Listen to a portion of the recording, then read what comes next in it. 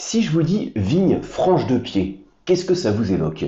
C'est peut-être une information que vous avez déjà vue sur une étiquette d'une bouteille de vin, ou peut-être dans un guide sur les vins, ou peut-être en échangeant avec un vigneron.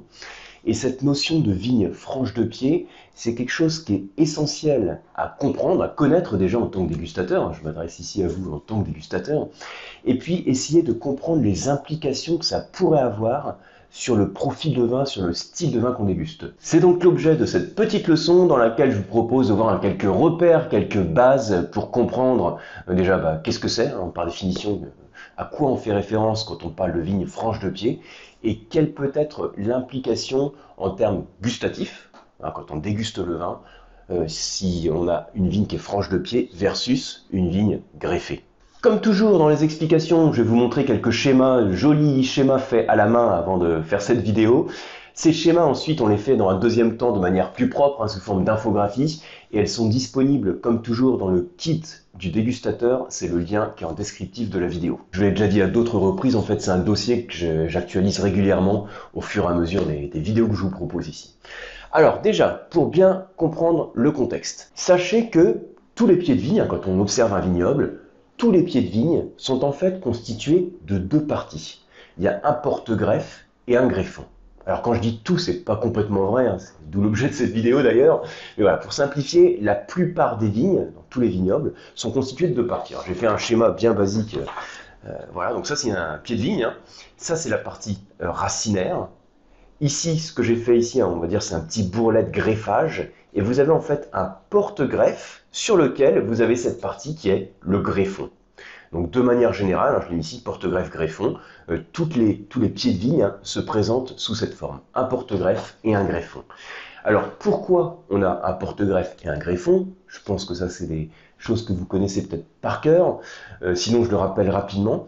C'est dû à un petit puceron qu'on appelle le phylloxéra. J'avais dédié une vidéo complète à ce sujet, je vous remets le lien aussi en description ou en commentaire, je vous mets le lien quelque part.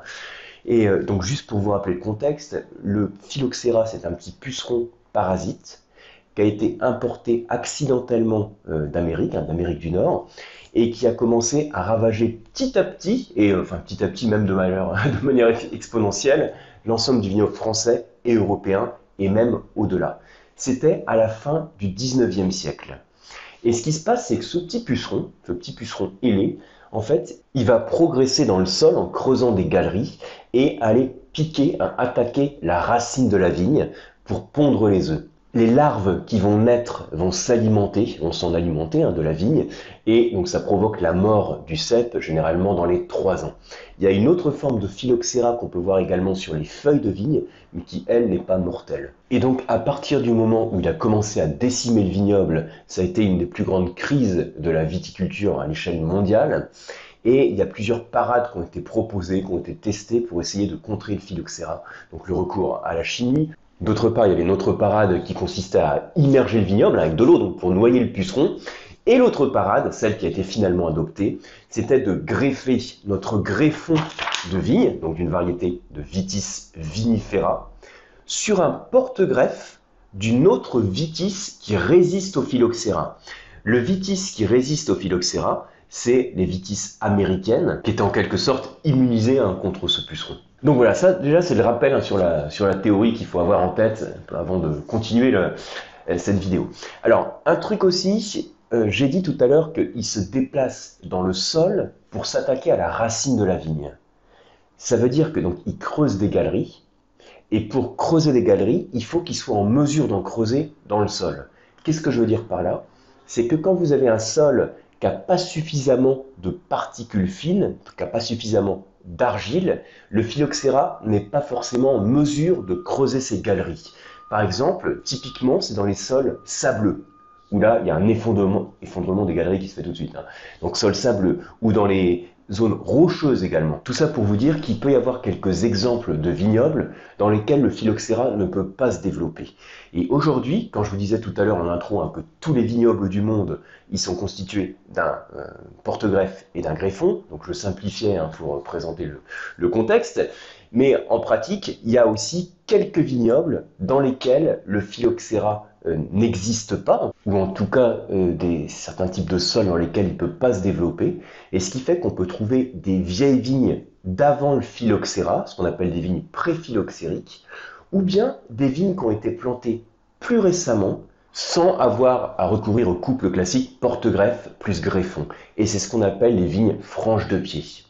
Alors, quelques exemples de vignobles hyper connus. Il y a par exemple le Chili, qui a un isolement géographique qui lui permet d'être préservé. Il y a d'autres vignobles comme Santorin en Grèce, dont je vais parler dans la prochaine masterclass. Il y a aussi quelques vignobles en Australie. Il y en a aussi quelques hectares aussi en France. Et il y a certaines zones sableuses, ou en tout cas des zones avec des terroirs adaptés, qui pourraient permettre de planter des vignes franches de pied sans passer par le couple porte-greffe et greffon. Et c'est donc sur ce constat qu'il y a une association qui a été créée, l'association Francs de Pied, qui a été créée en 2021, donc c'est relativement récent, par, je crois, Loïc Pasquet, le vigneron bordelais de Liberpater, et qui a été rejoint depuis par plusieurs centaines de vignerons qui ont rejoint donc l'association. Et je pense notamment à des vignerons de la Loire, comme Thierry Germain ou Chiden, à Philippe Charlopin en Bourgogne, ou à l'étranger au très réputé Egon Müller en Allemagne par exemple. Alors planter des vignes franches de pied, c'est un truc qui se fait non sans risque, parce que en fonction du terroir, on peut avoir une exposition au phylloxéra, donc qui est plus ou moins marquée. Il y a aussi certains vignerons qui s'y étaient essayés, comme Charles Joguet à Chinon, qui a, je crois, abandonné. Donc c'est pas quelque chose de facile et c'est un grand risque à prendre. Mais les vignerons qui le prennent partent du principe qu'on va avoir une différence gustative à partir du moment où on n'a pas ce couple porte-greffe et greffon. Parce qu'ils partent du principe que le porte-greffe agit quelque part un peu comme un filtre entre le terroir, on va dire le sol, et puis la vigne et le fruit si vous voulez. Parce que le fruit, il est porté par le greffon, c'est le principe, Vitis vinifera, donc la bouture, le fruit est porté par le greffon. Mais ce qui va alimenter le greffon, c'est bien ce qui passe par le porte-greffe, qui pourrait faire office en quelque sorte de filtre, et faire que l'on peut perdre quelque part la pureté ou le goût originel plutôt, de ce type de terroir. Et j'ai voulu vous donner ici un petit résumé des différences gustatives qu'on pourrait avoir entre une vignoble franc de pied et vignoble greffé, enfin une parcelle de vigne comparable, on va dire, une parcelle greffée et non greffée. Je précise que c'est quand même super compliqué de faire ce type de dégustation comparative. Déjà, il n'y a pas une tonne de vignes non greffées. Et puis, il faut pouvoir comparer les choses comparables. Si je compare un vin qui est issu de vignes pré-phylloxériques, donc centenaires, avec une parcelle qui peut être voisine, mais avec des vignes qui ont 20 ans, par exemple, quel va être l'impact du greffage versus non-greffage? Est-ce que l'impact principal ne va pas se faire plutôt par rapport à l'âge de la vigne? D'autre part, c'est pas facile aussi à comparer parce que, comme je disais tout à l'heure, on n'a pas que des vignes pré-phylloxériques, on a des vignes, des parcelles de vignes qui sont plantées avec des vignes franches de pied et qui sont donc relativement jeunes. C'est donc difficile de faire un comparatif. Ceci dit, il y a quand même pas mal de dégustations qui ont été faites grâce aux vignerons qui sont impliqués dans cette démarche, pas mal de commentaires de dégustation aussi, notamment de Jackie Rigaud. Et c'est sur ces bases et sur ces commentaires que je voudrais vous présenter les grosses différences qu'on voit le plus souvent, enfin, qui sont en tout cas le plus souvent relevées entre une vigne non greffée et une vigne greffée. Alors, pour résumer ça, j'ai fait un schéma très joli. Alors là, quand je le regarde, ouais, ça a l'air assez compliqué mon schéma. Alors attendez, je me rapproche un peu, je vais vous montrer le truc. Alors, imaginez, j'ai un verre de vin avec une parcelle de vigne classique, donc une vigne greffée. Et on va comparer avec une parcelle de vigne non greffée, une vigne franche de pied, sur le même cépage, et avec des données comparables, notamment par exemple en termes d'âge de la vigne. Et là, qu'est-ce qu'on va observer? Eh bien, les différences gustatives, je vais les faire ressortir sur 4 axes différents. J'utilise les axes suivants. Il y a l'axe alcool que je vous montre. Alors, il est ici. Il y a l'axe acidité. Il y a l'axe arôme et l'axe texture. Ces 4 axes que alors je les ai présentés de cette manière-là pour essayer de résumer tout ce que j'ai pu voir par rapport aux différences qui étaient remontées sur les différences dans les dégustations de ces vins.